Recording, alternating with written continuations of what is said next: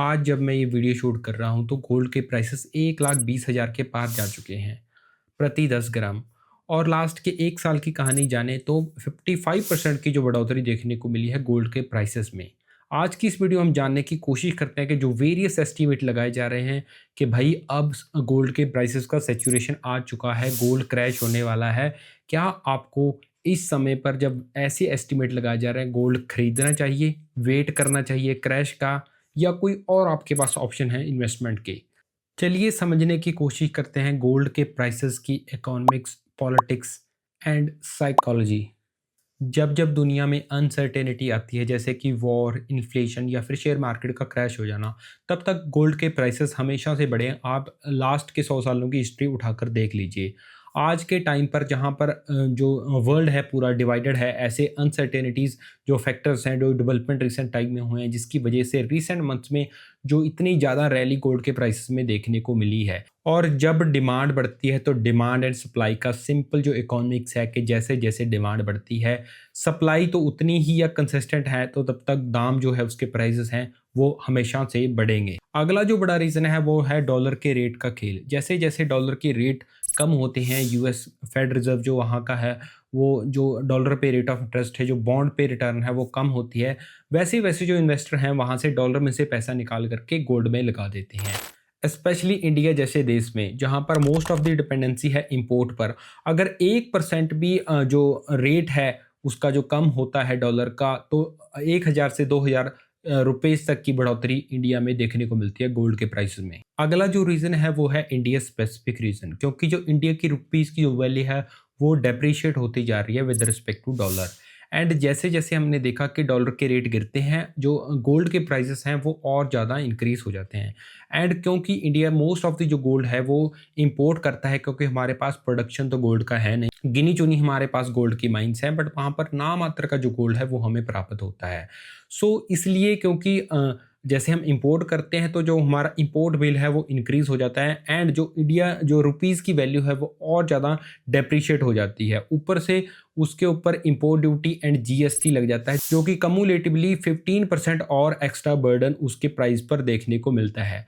Gold के prices तो हमेशा से ही बढ़े हैं, चाहे आप पिछले 70 साल की हिस्ट्री देख लो, चाहे 100 साल की हिस्ट्री देखो। तो अब अचानक क्या हो गया कि रिसेंट मंथ में इतना एब्रप्ट जो चेंज है हमें देखने को मिला है। इसके बड़े 3 रीज़न हैं।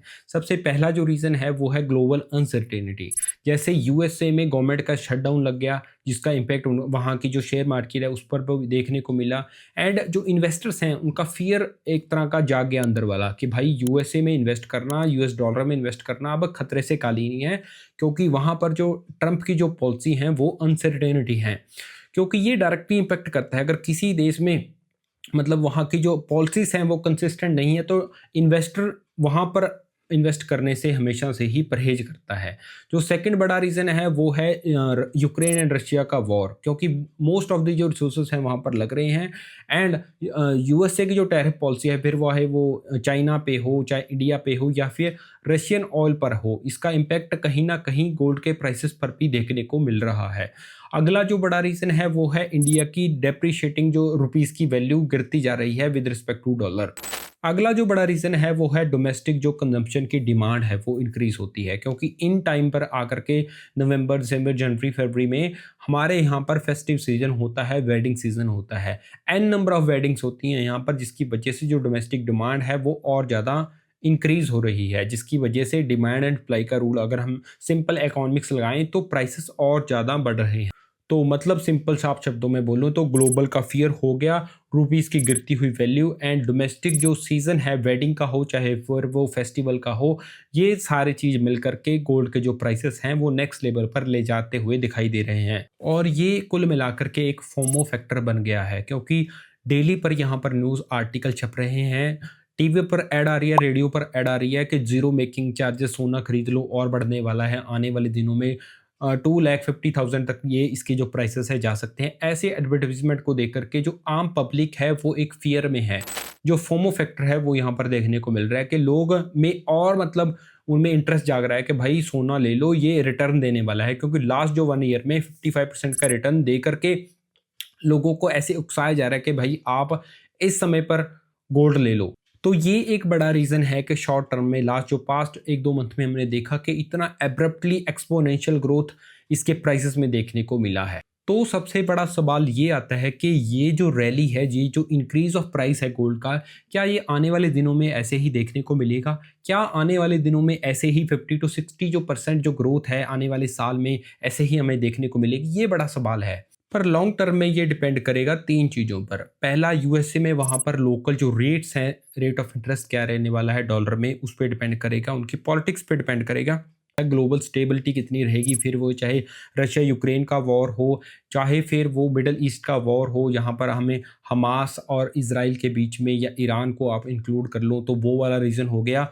या फिर जो इंडियन रुपीज़ की जो स्ट्रेंथ है, अगर आने वाले दिनों में इंडियन रुपीज़ अगर रिकवर करता है तो गोल्ड के प्राइसेस में थोड़े जो है डिप देखने को मिल सकता है।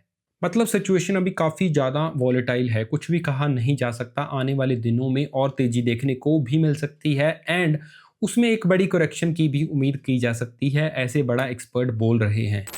तो अब आते हैं मुद्दे पर, क्या भाई आपको गोल्ड खरीदना चाहिए? अगर तो आप हैं गोल्ड के इन्वेस्टर तो आपको बिल्कुल भी घबराने की ज़रूरत नहीं है। बट ऐसा भी नहीं कह सकते कि आप ब्लाइंडली, अगर हम मार्केट में देख रहे हैं तो ऐसी स्पेकुलेशन आ रही हैं कि आने वाले दिनों में गोल्ड का प्राइस है जो वो इंक्रीज़ होने वाला है। तो उसको स्पेकुलेशन को देखते हुए आप गोल्ड खरीद लो भाई, अनलिमिटेड क्वांटिटी में खरीदो, ऐसा बिल्कुल नहीं करना चाहिए। आप अपने जो इन्वेस्टमेंट है उसको डाइवर्सिफ़ाई करिए। आप अपने जो इन्वेस्टमेंट का टोटल पोर्टफोलियो है उसमें से 10 से 15% आप गोल्ड में इन्वेस्ट कर सकते हैं एंड वो भी अगर आप फिजिकल गोल्ड में इन्वेस्ट ना करके गोल्ड के ईटीएफ फंड में या सॉवरेन गोल्ड फंड में इन्वेस्ट करेंगे तो एक अच्छा एंड स्मार्ट ऑप्शन आपके लिए हो सकता है। रिमेंबर, गोल्ड एक हेज है, इन्वेस्टमेंट नहीं।